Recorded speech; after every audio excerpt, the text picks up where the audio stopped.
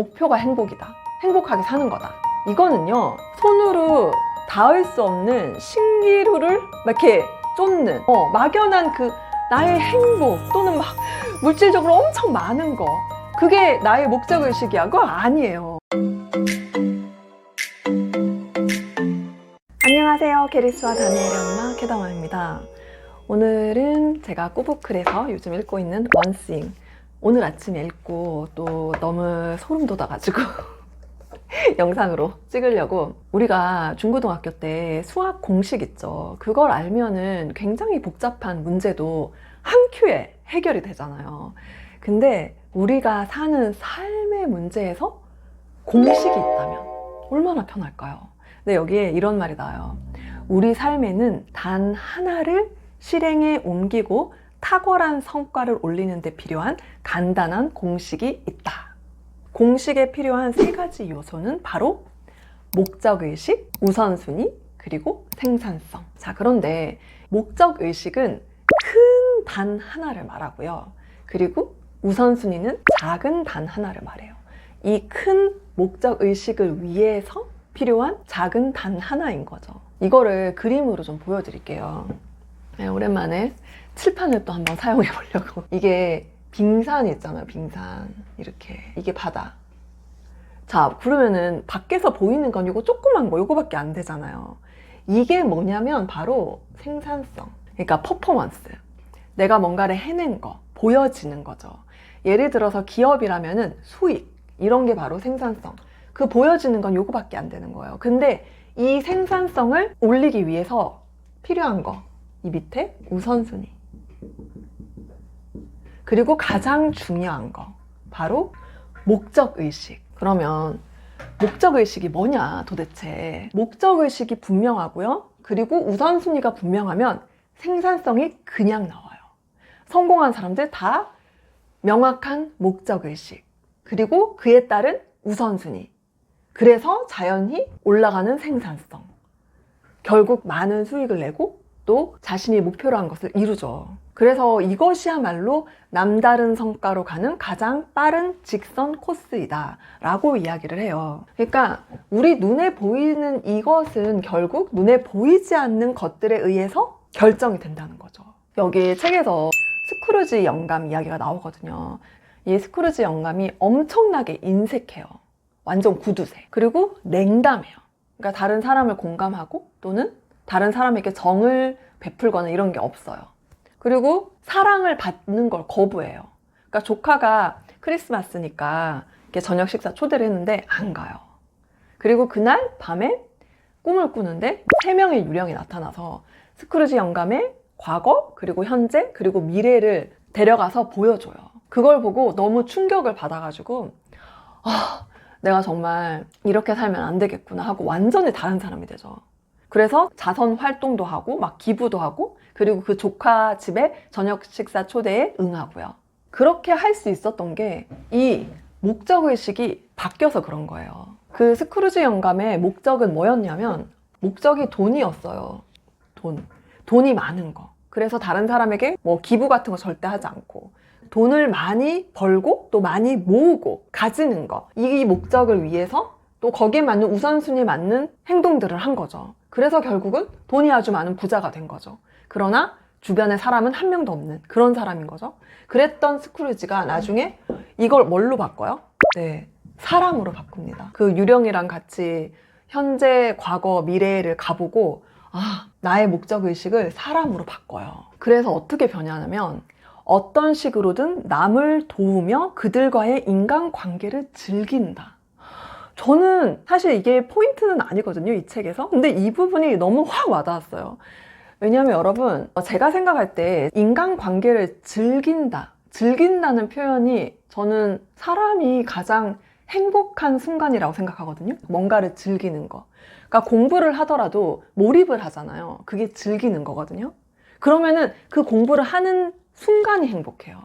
또 운동을 할 때 제가 운동을 진짜 즐겼거든요. 그러면은 그 운동을 하는 순간이 진짜 행복하거든요. 근데 여기 보세요. 인간관계를 즐기는 사람이 되었어요. 스크루지 영감이. 근데 그 앞에 조건이 있죠. 어떻게 해서 즐기는 사람이 되었죠? 어떤 식으로든 남을 도우며. 이게 진짜 맞는 게 인간관계를 가장 잘하기 위해서 제가 생각할 때 가장 중요한 건 남을 돕고자 하는 이타적인 마음가짐? 그게 있으면 인간관계를 즐길 수 있게 되는 것 같아요. 남이야 뭐라고 하든 저는 그런 것 같더라고요. 제가 가장 많이 다른 사람을 도우려고 할 때, 돕고자 하는 마음이 생기고 그래서 그걸 실제로 할 때, 그리고 그 도움을 또 받는 사람들이 있을 때, 그때 제가 인간관계를 가장 즐기는 것 같거든요. 자, 사람들 그러면은 목적의식이라고 할 때 사람들이 그래요. 나는 내 인생의 목적은 뭐냐 물어보면은 많은 사람들이 이걸 얘기해요. 행복이라고 얘기하잖아요. 돈이 많으면 행복하다 이렇게 말하는 사람도 있고, 그리고 사람이 중요하다 이런 사람도 있어요. 근데 어찌됐든 행복을 바라죠. 근데 여러분, 내 인생의 목적은 행복이다, 목표가 행복이다, 행복하게 사는 거다, 이거는요 이렇게 표현하면 되는 것 같아요. 손으로 닿을 수 없는 신기루를 막 이렇게 쫓는 그거라고 생각해요, 저는.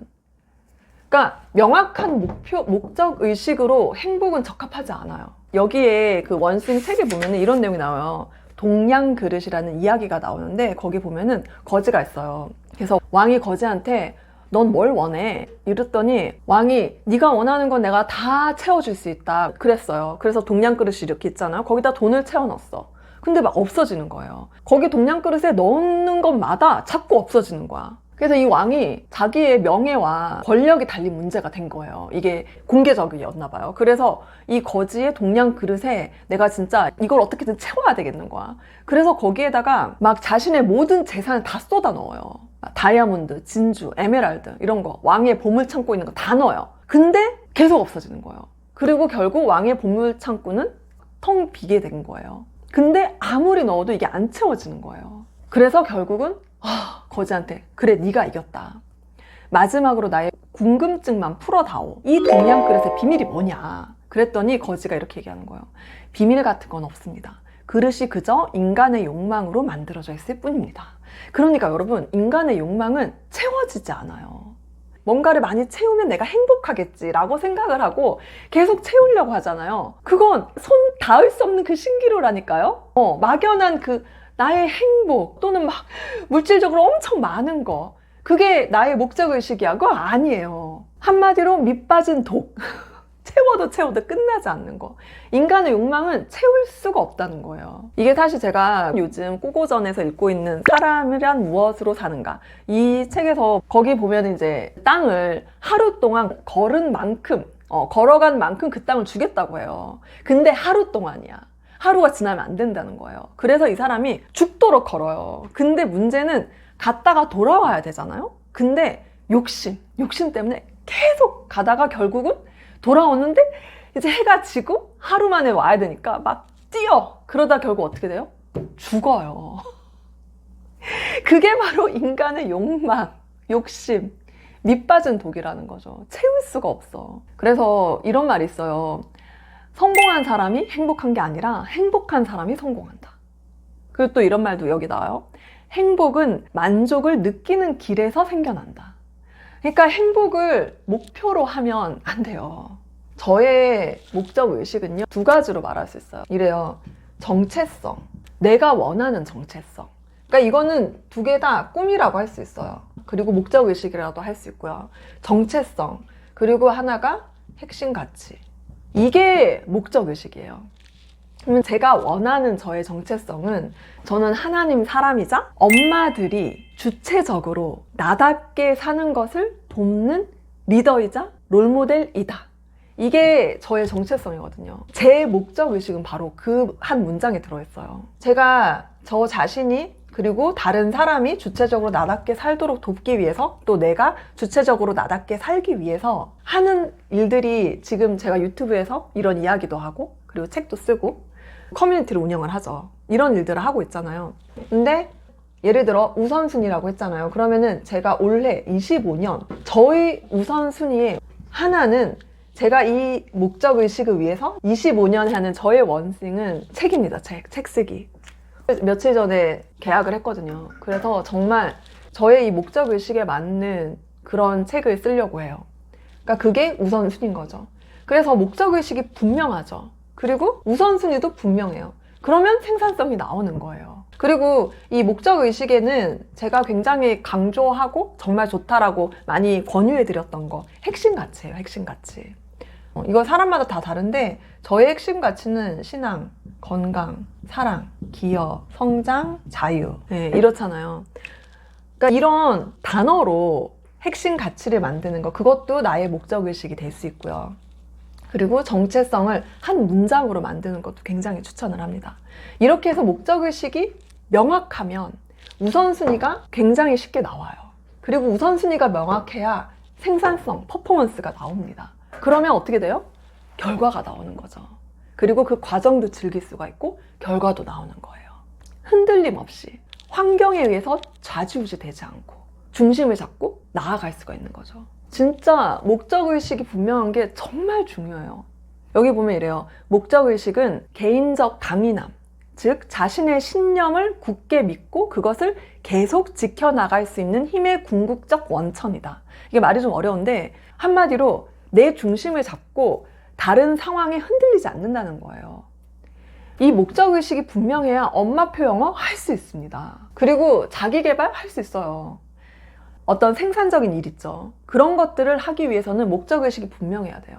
그냥 비생산적인 거, 뭐 예를 들어서 유튜브 보고 있는 거 있죠. 릴스 막 스크롤 올리면서 보는 거, 이런 거는 목적의식 따위가 필요 안 해요. 막 아무거나 많이 먹고 그냥 그렇게 사는 거 목적의식 필요 없어요. 그런데 생산적인 거, 여러분들 원하는 거 있잖아요. 뭔가 이루고 싶잖아요. 이런 생산성이 나왔으면 좋겠죠. 예. 이걸 위한 일을 하고 싶다면 목적의식이 분명해야 돼요. 그러면 우선순위가 잡히고요. 목적의식이 분명하지 않으니까 우선순위가 불명확해요. 그래서 이것저것 다 중요하니까 다 하려고 해서 하나도 못하는 거예요. 그래서 생산성이 없어. 목적의식이 중요한 거예요. 그리고 목적의식은 또한 일이 풀리지 않을 때도 도움이 된다. 목적의식은 스스로 정한 길에서 벗어나지 않게 하는 강력한 접착제와 같은 역할을 한다. 목적의식을 가지고 살아라.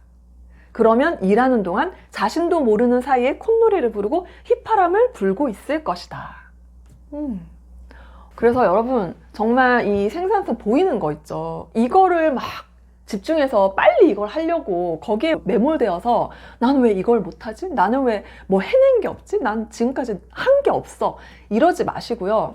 눈에 보이지 않는 우선순위와 목적의식, 이걸 먼저 찾으세요. 정말 여러분들 나의 인생의 목적의식을 분명하게 찾는 것을 정말 추천드립니다. 그리고 항상 제가 말씀드리지만 머릿속으로 생각만 하지 마시고요. 종이를 꺼내서 글로 쓰세요. 그림도 그리고요. 네. 오늘 영상 여기까지.